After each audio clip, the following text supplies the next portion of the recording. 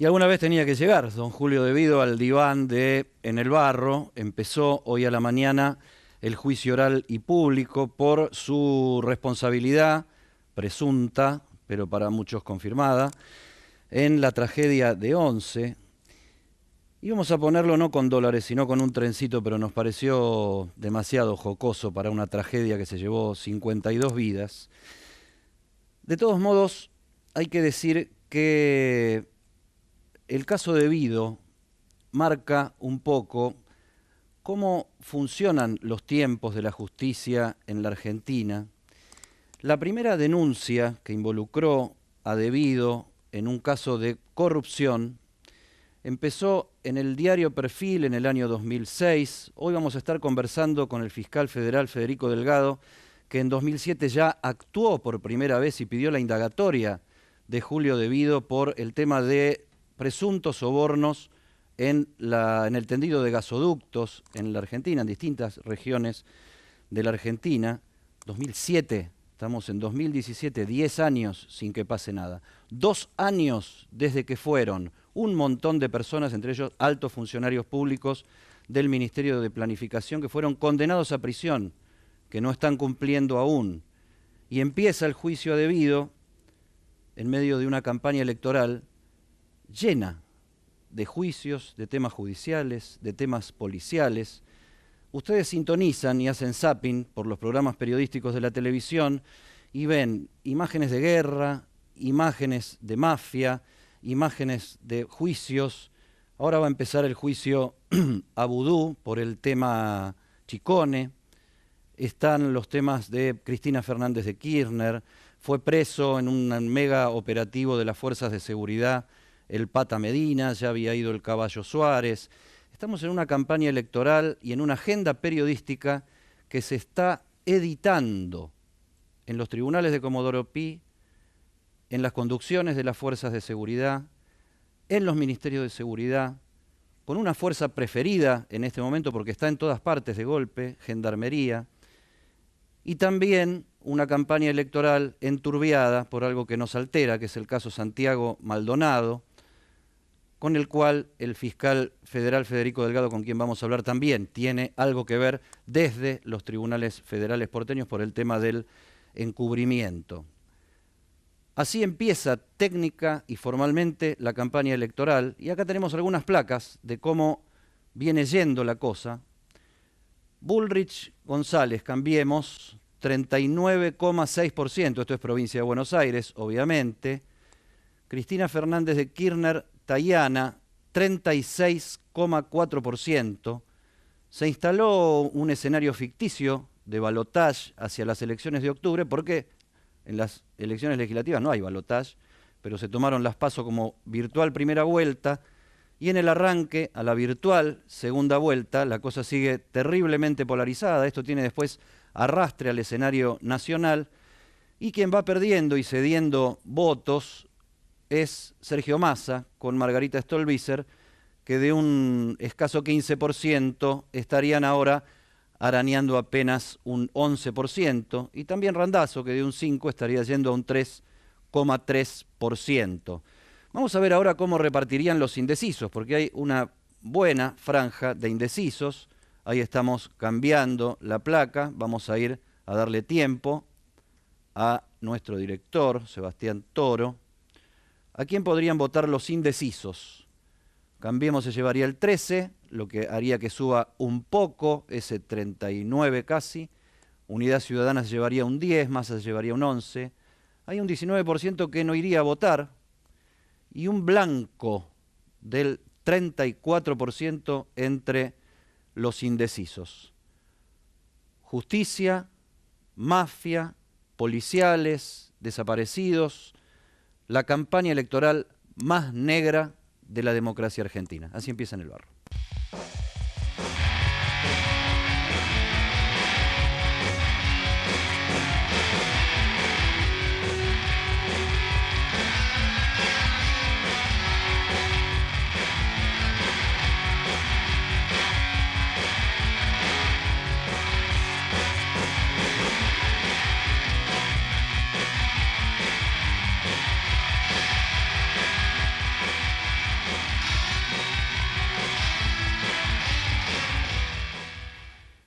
Y acá estamos agradeciendo a Federico Delgado que meta una vez más las patas en el barro, así decimos de esta manera, y así estamos los argentinos con las patas en el barro permanentemente. Federico Delgado es fiscal federal, él tuvo, lo comentábamos en el inicio, la primera citación a indagatoria de Julio de Vido en el año 2007. Así fue. Ustedes habían empezado... ¿Y qué pasó? Habíamos sacado en el diario Perfil con Carlos Russo el caso Skanska. El caso Skanska, se armó una causa individual por Skanska, y el fiscal que intervenía en esa causa, Carlos Estornel, hizo una denuncia por todos los gasoductos. Skanska era un pedacito de un gran gasoducto. Nosotros en el 2007 habíamos considerado que había sospechas para llamar la indagatoria de Vido y a otros funcionarios más.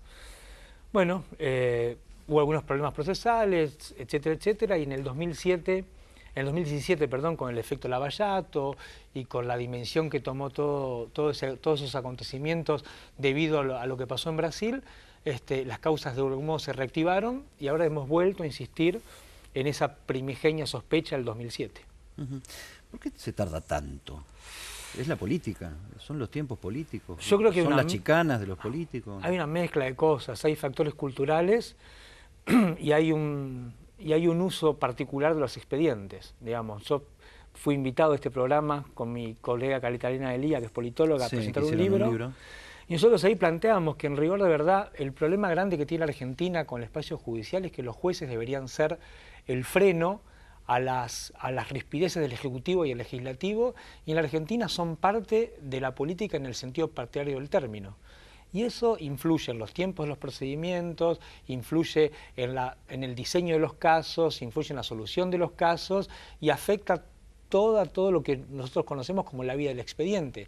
Por eso hay causas que son ¿Cuánto rápidas. tiempo y salud republicana, ahora que está de moda el término, se ganaría si las cosas de hoy se resolvieran lo más parecido a hoy posible y no se esperaran 10, 12 años y siempre estamos...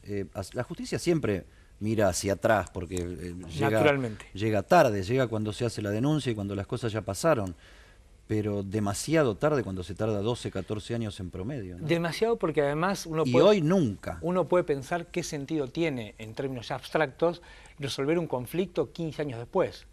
Digamos, lo que hacemos es prolongar la vida de un montón de conflictos sociales que quedan pujando los tribunales y que después a veces sirven para que es un fenómeno que a mí me preocupa mucho ahora, en particular en los últimos tiempos, que hay una apropiación de los casos para uso partidario. Digamos, hay miles de casos judiciales, lo decíamos en la editorial recién, que por ahí un poco la realidad se edita en los tribunales y en las fuerzas de seguridad.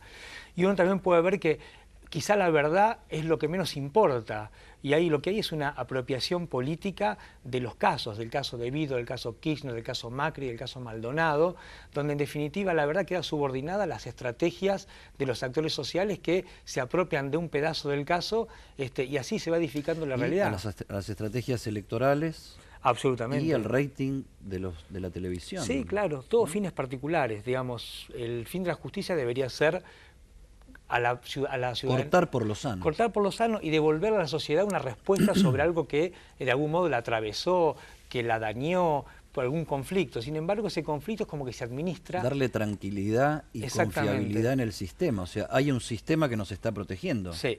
Acá hay un sistema que nos está calentando todo el tiempo. Y el indicador que tenés de eso es que vos ves no solo la justicia federal, que por ahí es lo que más se ve. Cualquier juicio oral que ustedes ven por televisión de un hecho de sangre, en general cuando el juicio termina la gente quiere amasijar a los jueces, perdón por la palabra, pero es el indicador de que la justicia, lejos de ser el bálsamo, o al menos dar una decisión y que el ganador y el perdedor la respeten, lo que hace es exacerbar las pasiones. Eso me parece que es el indicador de que las cosas no funcionan del todo. Ahora acá hay una tendencia, y habría que ver si es una tendencia internacional o también está influyendo mucho la política para desactivar los mecanismos políticos de la década pasada, los mecanismos de poder de la década pasada. Una tendencia que no se daba antes y que ahora se da, y que es a la unificación de causas, porque antes la justicia, con casos análogos, similares, incluso de la misma área de gobierno, cada causa era una cosa distinta y eso dificultaba mucho ver el todo. Ahora hay una causa por asociación ilícita en el manejo de la obra pública y se está unificando todo el tema obra pública de Odebrecht, por ejemplo, todas las causas en una sola. Vos tenías dos ahí. Teníamos dos, y va camino a unificarse, eran 3 causas de Odebrecht, y va camino a unificarse todo en una sola mega investigación, que por ahí es lo correcto, digamos, la justicia por ahí está pensada para el robo, para el homicidio, los casos de corrupción, si se los piensa con esa lógica, es imposible descubrirlos. No son delitos individuales, no son delitos que hace uno, sino hay una matriz, hay un sistema. Son sistémicos y siempre son procesos históricos. ¿Tu sospecha es que hubo y hay un sistema donde la obra pública es la gran caja de la política? Absolutamente, hay comunidad de empresas, hay comunidad de funcionarios, hay tiempos que se parecen y hay matrices que se repiten constantemente. Básicamente la obra pública en la Argentina, la gran matriz es que hubo un montón de mecanismos jurídicos que se crearon al solo efecto de eludir los controles que tiene el sector público previstos. Digamos, se trataba siempre de buscar la beta jurídica para eludir esos controles. Y uno puede, así pasó lo de Lázaro Báez, así pasó lo de Odebrecht, así pasó lo de López. Digamos, uno ve que hay un montón de patrones que están presentes en todos esos procesos. Hacerlos, digamos, investigarlos individualmente es duplicar esfuerzos, es repetir pruebas y además es por ver una parte uno se pierde la perspectiva del todo. Digamos, Brasil me parece que es el gran ejemplo con eso, ¿no? Con Lavallato. Brasil hizo una cosa que nosotros... Manipulita en Italia, los 90, y Lavallato en Brasil, ¿no? Mega causa donde se junta todo. Además hicieron cosas que nosotros aún no hicimos. Digamos, crearon algunos dispositivos institucionales específicos para poder procesar toda esa información. Y tomaron la decisión política colectiva de descubrir hasta las últimas consecuencias el qué, el cómo y el cuándo de esos hechos. Me parece que nosotros estamos todavía en unos escalones más abajo. Aún estamos viendo si unificamos, si hacemos una mega investigación. Estamos ahí. Te hago una pregunta teórica un poco, pero que es política y que tendría, a mi juicio por lo menos, derivaciones prácticas muy importantes. Al Poder Judicial, para mí le faltan dos cosas. A ver. Autonomía presupuestaria y control propio de la policía y las fuerzas de seguridad. O sea, el Ejecutivo maneja la aplicación del presupuesto y el Ejecutivo maneja a las fuerzas de seguridad. En el caso de la investigación de corrupción, que siempre es hacia el Ejecutivo, ahí tenés dos limitaciones muy grandes para la independencia de la justicia. Aparte, y los servicios de inteligencia, que también dependen del Poder Ejecutivo. Sí, además la Argentina tiene esa deformación. La policía, cuando actúa para investigar un hecho de corrupción o un hecho policial, está subordinado a un juez o un fiscal. Sin embargo, como decís vos, en el diseño institucional depende del Ejecutivo. Pero su autoridad máxima es el Ministerio de Seguridad. Entonces tiene la lealtad siempre partida. Siempre la lealtad de la policía tiene que ser en abstracto, ¿no? O con el Poder Ejecutivo, que es su empleador y le da sus directivas. Que le da la orden todos los días. Todos los días, o con el juez que específicamente a veces le pide que investigue a quien le da la orden. Es casi el otro trabajo. Exactamente, es casi pedir algo inhumano a un humano. Digamos, los países avanzados tienen, la justicia no solo tiene autonomía presupuestaria plena, sino que además tienen lo que se llaman policías judiciales y cuerpos de investigadores de élite. En la Argentina, uno de los graves problemas que tenemos es no solo de la lealtad partida, si querés, de la fuerza de seguridad, sino que tenemos graves problemas tecnológicos y graves problemas culturales y de preparación para aproximarnos a los casos. En Argentina es muy difícil investigar casos complejos, pero entre otras cosas porque hay torpeza y porque hay falta de preparación técnica, no solo de las policías, también del sistema judicial, yo de eso me hago cargo. Pero, no es que la culpa la tienen siempre los otros. No, pero son culpas concurrentes, pero hay gravísimos problemas de preparación técnica, gravísimos problemas. Nosotros todavía citamos gente por fax o por telegrama. Digamos, en pleno siglo XXI. Entonces, y todavía para leer un acta societaria tenemos que mandar una nota a la Inspección General de Justicia para que nos mande una fotocopia del estatuto de una sociedad.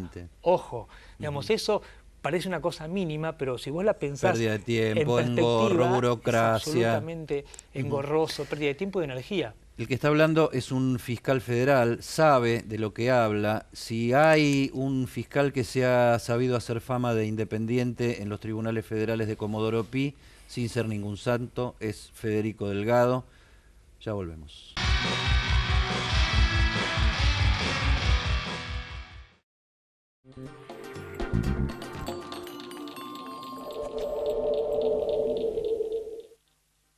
En octubre, siempre hay algo gratis para hacer en la ciudad.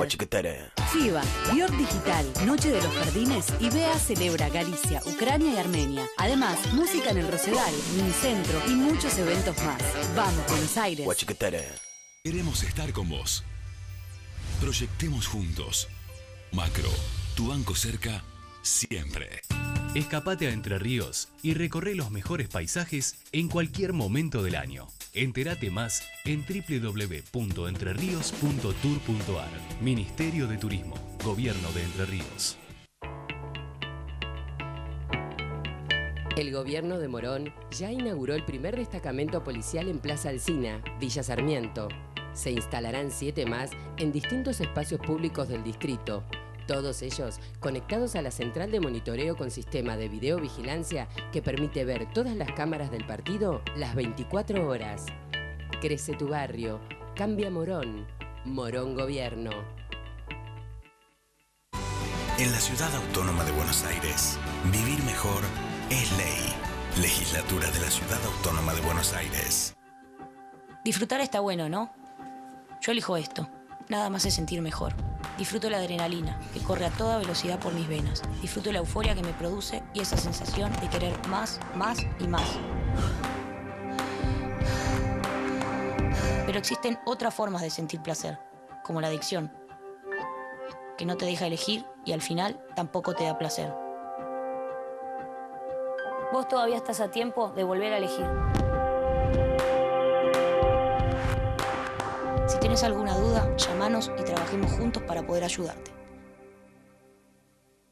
Vivamos mejor con el Hospital Jusey y la Maternidad Santa Rosa. En el hospital continuamos con las mejoras en oncología, hematología, oftalmología y la ampliación de la sala de internación. Y en la maternidad seguimos con las obras, así todas las familias pueden acompañar más cómodas a sus hijos recién nacidos. En Vicente López, trabajando juntos, seguimos mejorando. Vivamos Vicente López.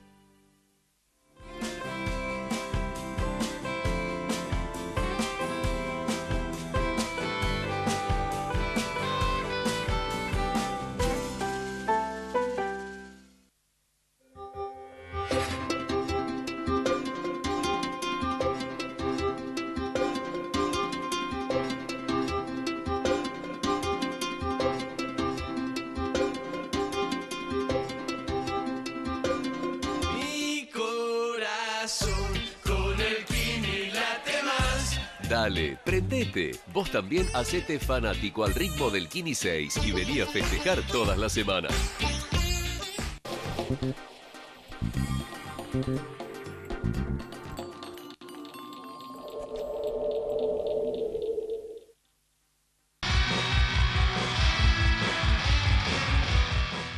Seguimos con el fiscal federal Federico Delgado y otro tema que él tiene entre manos en este momento es una derivación del caso Maldonado en el sur, allá en la comunidad de Cuyamén. La causa que promueve Delgado tiene que ver con el presunto encubrimiento por parte de autoridades nacionales, sobre todo en el manejo de los tiempos y de la información para la investigación de la desaparición forzosa, eso dice el expediente todavía del tatuador Santiago Maldonado. El juez Canicova Corral, que es el que le tocó esa causa, se declaró incompetente, la derivó a la justicia de Esquel, pero Federico Delgado apeló esa decisión y la Cámara Federal tiene que decidir ahora. En las últimas horas, Delgado sumó el pedido de más información todavía a partir de que aparecieron escuchas telefónicas de gendarmes muy insinuantes y muy indicativas de que parece que la línea de investigación tendría que ir más o menos para donde originalmente decían los mapuches. En rigor de verdad, ahí pasó algo, una de las tantas patologías de nuestra justicia, ¿no? La cuestión de quién, es muy normal que los jueces no se pongan de acuerdo quién tiene que intervenir en un caso. Lo que no es normal es que esa discusión obture el avance de las investigaciones. Eso no puede ser así, porque la ley dice que tiene que hay que seguir trabajando mientras se dirimen esas cosas. O sea, la discusión sobre la jurisdicción no puede frenar la investigación. Exactamente. Entonces nosotros, que somos Fiscalía y somos los representantes legales de los intereses de la sociedad, tenemos que seguir trabajando. Y vimos con cierta preocupación que cualquier blog o cualquier persona que tiene acceso a las redes sociales iba más rápido que el Estado. Entonces hicimos una... O sea, cualquiera que tenga ganas, la voluntad acá vale. Básicamente.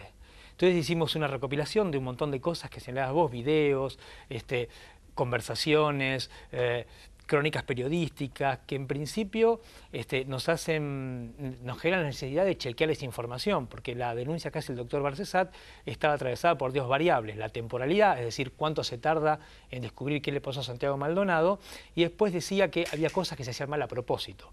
Entonces, Barcesat es un abogado históricamente vinculado a los derechos humanos, a la Liga Argentina por los Derechos del Hombre, y de clarísima afiliación kirchnerista. ¿Importa quién sea el que denuncia o importa lo que se denuncia? Importa lo que se denuncia, sobre todo en último tiempo, donde las denuncias que uno vemos, lo que se llaman denuncias de alto impacto, no hay ninguna que no tenga trasfondo político, el color interés. Del interés partidario. Entonces lo que hay que partidario, enfocarse, eso es lo correcto decir, no lo que hay que enfocarse es en la sustancia. La sustancia es una denuncia que tenía... El qué, no el quién. Claro, es el qué, y es un qué que justifica hacer un trabajo de chequeo para ver si la justicia y sus auxiliares, en este caso la Gendarmería en Esquel, hicieron las cosas bien o las hicieron mal. Y si las hicieron mal, tenemos que chequear, demostrar si lo hicieron a propósito o si directamente fue por ineficacia. Y eso es simplemente tratar de descubrir un encubrimiento. Lo que pasa es que por los intereses en juego, por los actores de ese proceso y por el impacto que tiene una desaparición en nuestro país, por ahí tiene una significación mucho mayor que la que normalmente tienen esos casos. ¿Cuáles son los tiempos de resolución de la Cámara en cuanto a dónde debería quedar el supuesto encubrimiento por el tema Maldonado? Los tiempos son... Una cosa es lo que dice la ley y otra cosa es lo que los jueces dicen que dice la ley. En principio la Cámara Federal llamó a una audiencia para el 10 de octubre para definir cuándo se va a decidir si tiene que intervenir Canicova o la justicia de Esquel. Pero de todos modos, digamos, eso es hoy. Quizá eso se pueda adelantar porque las partes pueden pedir que la decisión se adelante. Pero en principio, el 10 de octubre va a haber una reunión donde los jueces van a escuchar los argumentos del supuesto querellante y los que ya presentó el fiscal Moldes, y van a decidir si esto tiene que intervenir Canicova Corral o la Justicia del Sur. De todos modos, la Corte Suprema hace muchos años siempre dice que para definir si uno tiene que intervenir o no, primero tiene que descubrir qué es lo que tiene en sus manos. Y lo que Canicova Corral aún no tiene claro, no se reconstruyó cuál es el hecho, por lo tanto es muy probable que esa decisión por ahora quede en la capital federal. Lo que tenemos claro por ahora es la generalidad, y la generalidad es que entramos a una campaña electoral llena de casos tremendos, de corrupción, de desaparición de personas, de tragedias como la de Once. Así estamos, así está la política en la Argentina, judicializada, la justicia politizada y los medios de comunicación dejándonos mansamente editar en los tribunales y las conducciones de las fuerzas de seguridad. Gracias, Federico Delgado. Cuando nos volvamos a encontrar nosotros la semana que viene, gracias Federico por haber metido las patas en el barro, se van a haber cumplido 2 meses de la desaparición de Santiago Maldonado. ¿Cómo William le va? Celsi. Un placer. Gracias, Aptra, por la nominación a los Martín Fierro de Cable. Muy merecido y bien ganado por Canaletti y Cámara del Crimen, el premio. Buenísimo. Recién hablaba del caso Maldonado. Ustedes vieron que mandaron una recompensa para que tenga datos de 2 millones. 2 millones de pesos. 2 millones de pesos. Sí. Pero lo van a juntar con el premio Clarín a Mejor Novela. Así que van a estar todo el premio junto, así tiran 2 meses más. Sí. Un tema que usted estaba en el informe de Gendarmería.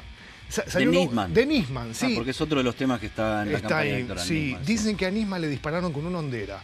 Así que hay 3 mapuches ahí. Claro, yo decía a ver si la fractura del tabique no fue por un piedrazo de Gendarmería. No, pero no hagamos. No hagamos eso. Bueno, porque ahora salió de nuevo una corriente de Gendarmería que se llaman United Canas of Benetton. Que tienen todos los colores. Predomina el verde.